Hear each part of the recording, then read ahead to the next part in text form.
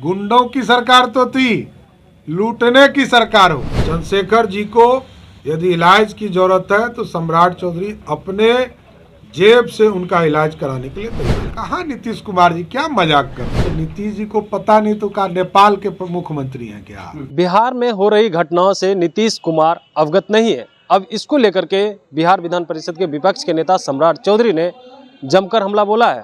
उन्होंने कहा है कि नीतीश कुमार क्या बिहार के मुख्यमंत्री है या नेपाल के मुख्यमंत्री है? अगर बिहार की घटनाओं उन्हें जानकारी नहीं होती है, बात करें तो प्रोफेसर जो शिक्षा मंत्री है चंद्रशेखर, उनके बारे में कहा है कि जिस तरह से रामचरितमानस को लेकर के कह रहे हैं कि नफरत फैलाने वाला ग्रंथ है, और नीतीश कुमार कहते हैं हमें जानकारी नहीं है। स्टूडेंट पर लाठीचार्ज होता है, इसके बारे में नीतीश कुमार कहते हैं जानकारी नहीं है। तो क्या वो बिहार के मुख्यमंत्री नहीं नेपाल के मुख्यमंत्री हैं क्या? उन्हें इस्तीफा देकर कल्याण बिघा चला जाना चाहिए। और भी क्या कुछ कह रहे हैं सम्राट चौधरी, छोड़े जाते हैं उनके तमाम बयानों के साथ। देखिए, महागठबंधन मीन्स लठबंधन है, ठगबंधन है। महागठबंधन कोई सरकार का स्वरूप ही नहीं है। ये लुटेरों की सरकार है, गुंडों की सरकार तो थी, लूटने की सरकार हो गई। शराब माफियाओं की सरकार है, बालू माफियाओं की सरकार है और अपराधियों की सरकार है। क्योंकि राष्ट्रीय जनता दल का नेतृत्व तो भ्रष्टाचार का नेतृत्व करता है, और चंद्रशेखर यादव जी ने तो ये भी कहा कि जातीय जनगणना का कोई औचित्य ही नहीं। अरे, हम लोगों ने जून में नीतीश कुमार जी की कैबिनेट में 16 मंत्री हम लोग थे, 2 हमारे डिप्टी सीएम थे, 12 मंत्री मात्र नीतीश कुमार के जनता दल यूनाइटेड के थे। हम लोगों ने जून में पास किया जातीय जनगणना, और आज जनवरी में क्या हो रहा है? घर गिने जा रहे हैं कि सम्राट चौधरी का ये घर है, इसमें कितने लोग रहते हैं। कहाँ नीतीश कुमार जी, क्या मजाक कर रहे हैं? अरे गिनना है, गिनो। भारतीय जनता पार्टी के सभी मंत्रियों ने आपको सहयोग किया, कैबिनेट में साथ दिया, और 8 महीने से आप उसको लेकर बैठे हैं। इसका मतलब है कि तेजस्वी नहीं चाहते हैं जातीय जनगणना हो। और उनकी पार्टी के मंत्री बोल रहे हैं कि मैं अपने नाम में जात नहीं लिखता हूं, और पूरे दुनिया में मात्र 5 ऐसे देश हैं जहां जाति को गिना जाता है।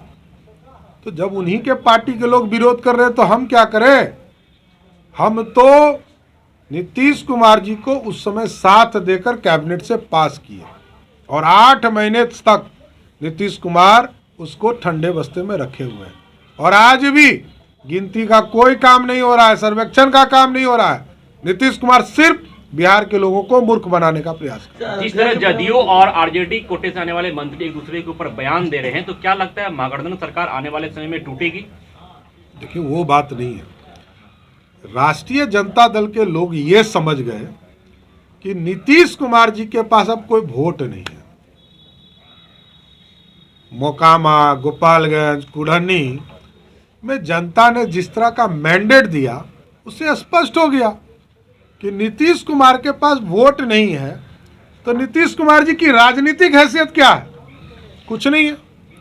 पहले नीतीश जी कहते थे मैं जहां हूं वही एनडीए, लेकिन आज जनता ने तय किया कि भाजपा जहां है वही एनडीए। आप देख रहे हैं रोज लाठीचार्ज हो रहा है। नीतीश जी क्या कहते हैं? बच्चे यहाँ 10,000 छात्रों पर लाठी चला। नीतीश जी कहे हमको तो पता ही नहीं। रामचरितमानस पर उनके मंत्री ने कहा कि राम भगवान पे ही खिलाफ किया, तो कहा हमको पता ही नहीं। बक्सर के चौसा में हजारों किसान पर लाठियां चली, घर में घुस के गुंडे की तरह कर आपराधिक घटना करने का काम वहां की पुलिस ने की। नीतीश जी को पता नहीं। अरे, तो नीतीश जी को पता नहीं तो क्या नेपाल के मुख्यमंत्री हैं क्या? बिहार के मुख्यमंत्री? तो जब उनको पता ही नहीं है तो नीतीश कुमार जी इस्तीफा देकर कल्याण बिघा जाइए।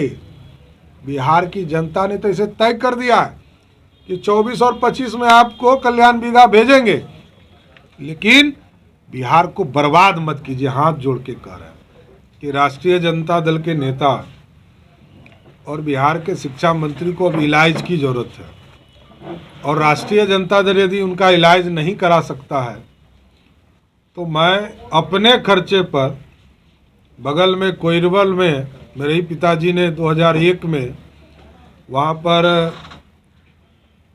मानसिक रोग का अस्पताल खुलवाया था, उसमें इलाज कराने का पूरा खर्चा मैं उठाऊंगा। देखिए, पूरी तरह रामचरितमानस को पढ़ने में कुछ और लगता होगा उनको, समझने में कुछ और लगता है, समझ गए। और भगवान श्री राम, जिस चीज़ में भगवान श्री राम का नाम ही हो, रामचरितमानस, उस पर प्रश्न उठाकर उसको तोड़ने वाला कहने वाला व्यक्ति इस देश में पापी की श्रेणी में है। सिर्फ खबर दिखाना देशवा न्यूज का मकसद नहीं, देशवा न्यूज की कोशिश है कि समाज की सूरत बदलनी चाहिए। देशवा न्यूज पर वीडियो देखने के लिए लाइक करें, सब्सक्राइब करें, साथ ही बेल आइकन दबाना न भूलें।